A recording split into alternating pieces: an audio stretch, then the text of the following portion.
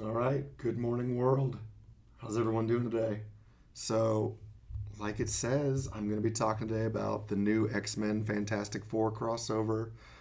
First issue that came out today, I already read it. I'm a little behind on my X-Men reading, honestly, because Marauders 7 came out today, and I haven't read that yet.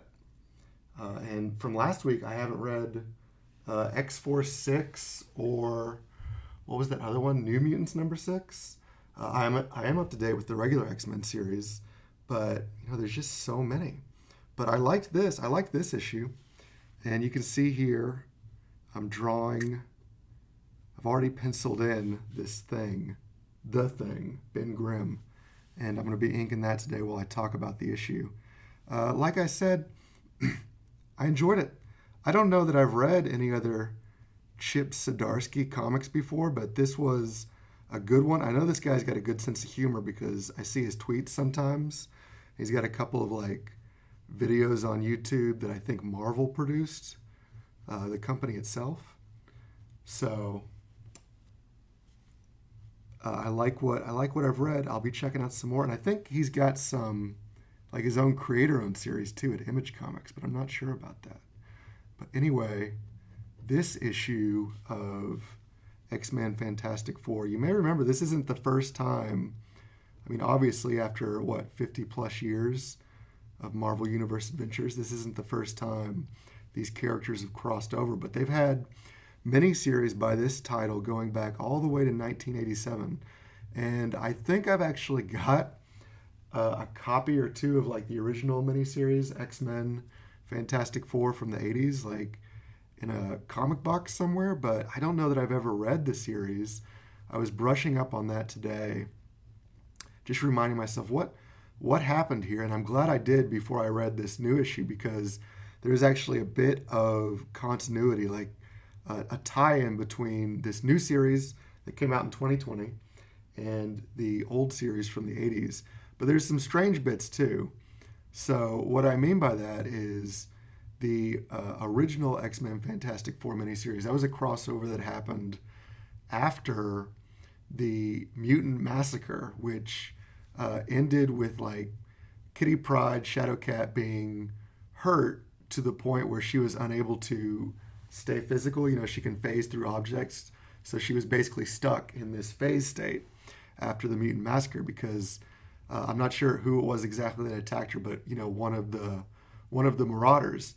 And that's crazy now because flash forward, and what is the name of the team that Kitty Catherine Pryde leads?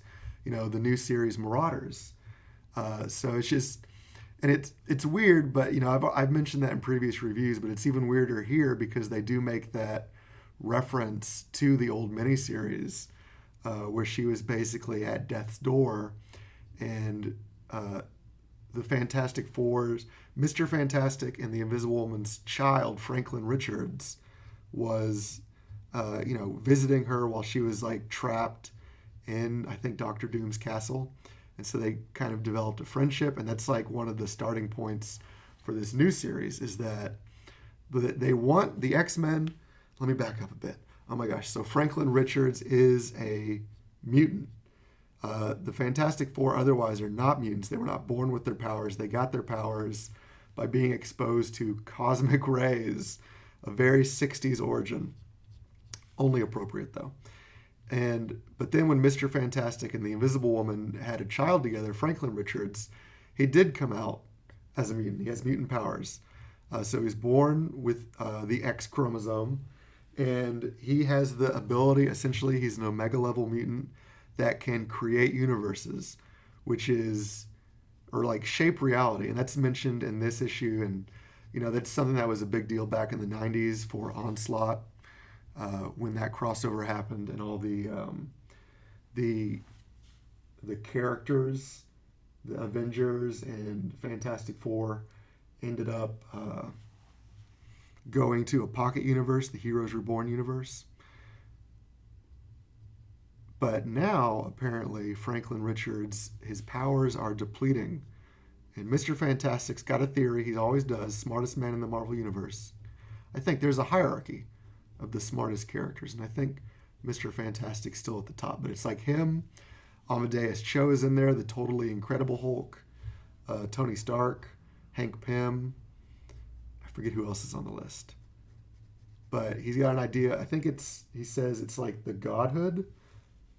Like this is the theory that like there's a godhood energy source that's providing non-mutants with like replenishable energy and powers, because how are they able to just eat, a normal amount of calories or food and still have these crazy physiologies and do all this incredible stuff? Where's that coming from? And whatever the case, for Franklin, it's running out. That's where this issue of the new Fantastic Four X-Men kind of begins. At the same time, while that power is running out, the X-Men themselves on KRAKOA are thinking, hey, maybe it's time. All the mutants live here on this one island nation, except for one. And that one mutant is Franklin Richards. Now, to an extent, they accept, and this is like where I really admire Chip Zdarsky's writing, because this is kind of a thankless task, like to get this plot going, of like, why? I mean, the Fantastic Four, it's a fine family. They're great parents. Like they can handle, their kid can live with them. He doesn't have to move off to the island nation of X-Men. It's kind of it's a silly starting point. But Chip, to his credit, makes it work. And he makes it work. The X-Men, they send, going back to the Kitty Pryde connection, they send Kitty Pryde basically to recruit him, Catherine Pryde, excuse me. And they do it, they have actually a footnote, a little C issue Fantastic Four X-Men 1 through 4 from 1987. So that's really nice. They have that footnote going back to their friends, so it would be good to have her go recruit Franklin Richards, so to speak. So she does that, but she takes the rest of the Marauders with her. So it's actually more of a Marauders Fantastic Four crossover, plus Wolverine. Wolverine's there, and when Wolverine's there, of course, that means it's time to have a joke about his alcoholism. And that's the first thing. When we see Wolverine up in a tree at the beginning of the issue, he talks about his Canadian healthcare, a.k.a. beer. But it's all right. He's got that mutant healing factor, so he can have 100 beers in one sitting. No problemo.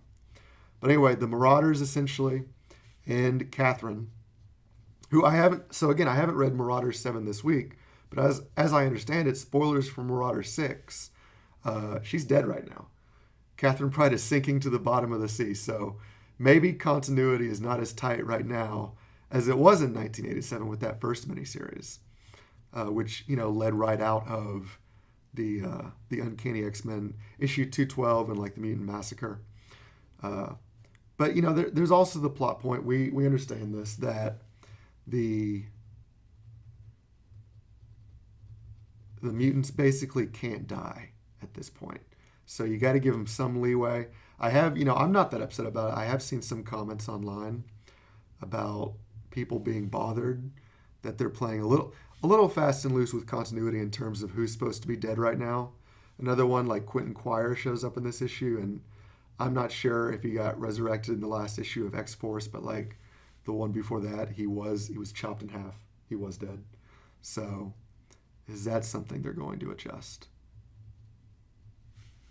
I don't know. But the important thing here in terms of the plot is, like I said, it's realistic that at a certain point in the middle of the issue, the X-Men show up and they're like, we want Franklin to come live with us. And that's, again, sort of a silly premise, but they make it work because it reminds me of that old line. Basically, first, Catherine the X-Men, the Marauders, and the Fantastic Four, they start butting heads, and, Sue Storm stands up, and she's got, like, the mother lion protecting her cub sort of thing, where she's like, you're not taking my baby away. And, eventually Catherine takes Franklin away from all the hullabaloo, and they talk about it, they're old friends, this makes sense, so he's like, I don't know, like my dad's trying to help me here, like I'm having problems with my powers, and maybe the X-Men could help me, but I'm not sure I want to move. But also, the other thing, if you didn't realize, I didn't realize this, but in recent issues, Franklin Richards has been aged up. He's typically like a 7 or 8 year old, but he's been aged up. He's now a teenager due to, I believe, recent events in the Fantastic Four. But that's not the first time he's been aged up. If you remember back to the 90s, like Fantastic Four 376, he was, for a while, he was psi-lord. He was aged up and became psi-lord. And then eventually, in an alternate The Days of Future Past universe, in the same storyline from like Volume 1 of Fantastic Four 376 up to the 400s. And he was in that spin-off Fantastic Force. Good stuff. But in the alternate future, he marries Rachel Gray, and they have a kid, Hyperstorm.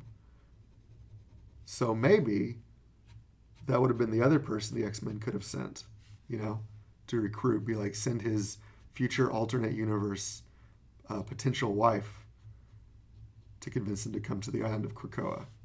But that might make him nervous if he's just a tween right now. Who knows? So anyway, he's talking to Kitty in this issue. He's talking to Kitty, and he eventually decides, okay, I'm going to try it. I'm going to go through one of the KRAKOan gates and see what's up. So he tries to walk through, but it doesn't work because apparently Mr. Fantastic has like deactivated whatever mutant gene or power or whatever would allow him to walk through the gate. He's like, we just can't let you do that. That's what his dad says. And it reminds me of that old line. There's basically 3 ways to make sure something gets done. You can do it yourself, you can hire someone to do it, or you can forbid your kids to do it. So that's really why I say it makes sense. Okay, at this point, Franklin's basically decided, okay, I'm going to go by hook or by crook. I'm getting there. I'm going to the island because they told me I can't do it. And that makes sense as a motivating force, in my opinion. So good work there, Chip. I should also mention the art in this issue. This is by Terry Dodson, Rachel Dodson, husband-wife penciling inking team, with some inking assist by Dexter Vines and Carl Story, which I didn't realize. I was reading the issue and I was thinking, like, seems like the style's changing a bit from page to page. Not too radically, but it didn't seem like it was the same team, and that's because there were multiple inkers on this book. But it's okay. It looks good. I would say, I think Terry Dodson's got more experience drawing X-Men characters than Fantastic Four. He's good at both. But, I can think of a bunch of different runs of X-Men, or like that Pride and Wisdom miniseries he did, or Generation X, all back in the 90s. He's been drawing X-Men for decades. But Fantastic Four, I'm not sure if he's had like a significant run or even fill-in issues on that title. But he does great here. And Rachel does great in the ink, so does Dexter and Carl. Love the art. My favorite, though, I don't know if you can tell from my version of the thing, like I really love the Carlos Pacheco, oh gosh, I hope I'm saying that right, and Salvador Larroca versions of the Fantastic Four, as well as, of course, Jim Lee did a couple issues. Those were great. And, my original, when I was a kid, the first Fantastic Four I ever bought was by Paul Ryan on art, and he sadly has passed away, but as like my first exposure to the characters, he's, of course, one of my favorite artists to do the characters as well. I think he's great. So, other stuff that happens in this issue. Well, you know what? That's basic. Oh, well, then also, spoiler alert, Doctor Doom shows up at the end. So, that will be the next issue going forward to that. The weird thing there is, though, he captures the X-Men and he says, "Children of Xavier, where is your father?" But it's like Franklin and Valeria, they've stowed away. The Fantastic Four's kids have stowed away on the ship, again, to get to KRAKOA. So it almost seems like a typo, or like he was supposed to say, "Children of Richards, where is your father?" But I guess it works. He's like, maybe it's just a happy coincidence for him that he's like attacking the X-Men and he also gets to attack the accursed Richards' children. I don't know. We'll have to wait for the next issue to find out. But another thing I want to mention as I'm finishing up inking this thing, I think I'll get to the end of inking this guy and then call it for the live stream, because I talked about the issue, talked about what I wanted to say. But the another thing about the Fantastic Four and X-Men crossing over historically is there was another series. I don't know if you remember this, but back in 2005, there was an X-Men Fantastic Four crossover by Akira Yoshida and Pat Lee. And both of those names, if those aren't ringing a bell, Pat Lee is maybe not the most hated man in comics, but he made some mistakes around that time, let's say. He had this publisher. He was a publisher of Dreamwave, which put out some good stuff, like some good Transformers comics, and a great Drew Struzan movie poster book that's just gorgeous. But he also declared bankruptcy and didn't pay his artist after, buying himself a Porsche. So some poor business decisions there. We'll say all allegedly too. And then Akira Yoshida. So I guess the point is, you don't see a lot of Pat Lee doing work anymore. He was very popular for about a decade from the late 90s, early 2000s, and then had those bad business decisions and kind of fell off the map of comics. But Akira Yoshida, if you don't know that name, that was actually the pen name for the current editor-in-chief at Marvel, C.B. Cebulski. And the crazy thing about it was kind of a bit of a tempest in the teapot when this was revealed. People were saying it was offensive because he's a white guy taking on this Asian pen name, passing himself off as a Japanese writer. And I guess some people in the industry knew, but when I was reading, I read like X-Men comics by that author before, and I was like, who is this? I don't know. I assume they're Japanese. But that was, we'll say at the least, like a strange choice to make.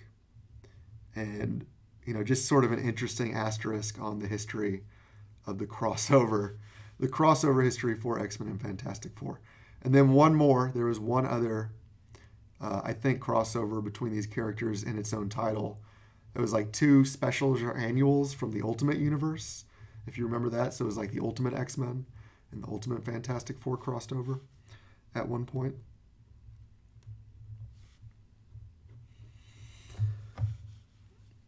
So that is essentially it. I won't say it's unfortunate. I'm just happy that I get to work in my art and put up a new video. But it doesn't look like there's been much, if any, viewers for the live stream today. I think a lot of that's a timing thing. It's fairly early in the day, but I had to do it now because there's other stuff that's coming up later that I got to do. But anyone that ends up watching this stream later, of course, I appreciate it. If you end up liking it, why not show some appreciation? Smash that like button, as they say. Subscribe to the channel if you have not done so already. And please, follow along. Tap the bell for notifications. Leave a comment. I'm gonna finish up inking this Ben Grimm before I call it. I want to finish this part and then call it for the stream. But if anyone shows up and they chat and put in some questions, I'll be happy to answer them. Otherwise, I will just say I recommend this issue of X-Men Fantastic Four. There is also I got the director's cut version. And the interesting thing about that, if you like to see the process of how comics get put together, this one's good because it's got it's like 160 plus pages. It's got the original comic, of course, the completed comic, as well as the original script, and then the penciled pages and the ink pages. So it's all fully colored, just inked, just penciled, and just the script. So if you really want to see, how the sausage is made, as they say, then that might be the version for you. But if you'd like to save a couple bucks, you just go with the normal version.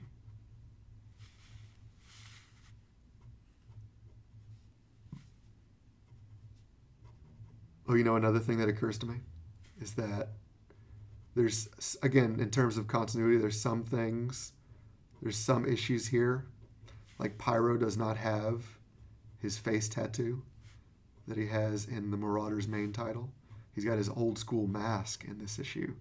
So interesting. I think a continuity error, but there might be an explanation for that we just haven't found out yet. This is the old Marvel tradition of, if you think it was an error, that's actually, it's your opportunity to figure out what was the justification for this. And then if you did that, if you sent in the justification, Stan Lee back in the 60s would send you a sealed empty envelope, a fabulous Marvel no prize, as in this is not a prize, good work. So that actually, it was like a joke thing that ended up becoming, you know, a highly sought after artifact, that's always the way, isn't it? So that's kind of funny. So what would be, you know, I guess that I'm begging the question. I'm asking myself, what would be the justification for Pyro not having the tattoo? Could be just as simple as the mask is covering up the tattoo, but it didn't look like that. Could be, you know, around this other fire character, Johnny Storm, the Human Torch. He doesn't want to. I don't know. He doesn't want to get off on the wrong foot with this other fire character. I don't know. That's silly. If you got your own, let me know in the comments if you got your own justification for that. That would be funny to hear.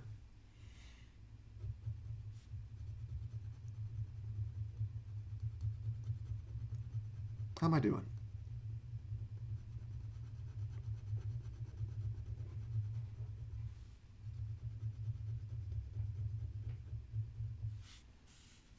All right, got to finish up this fist here.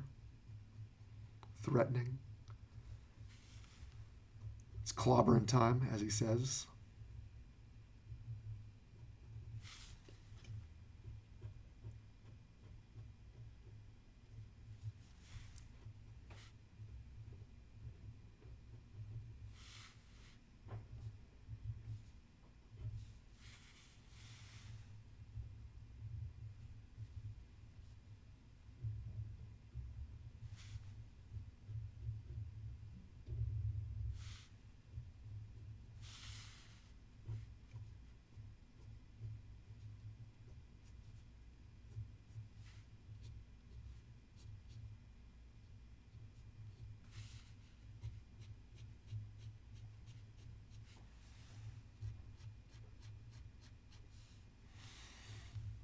Mm-hmm.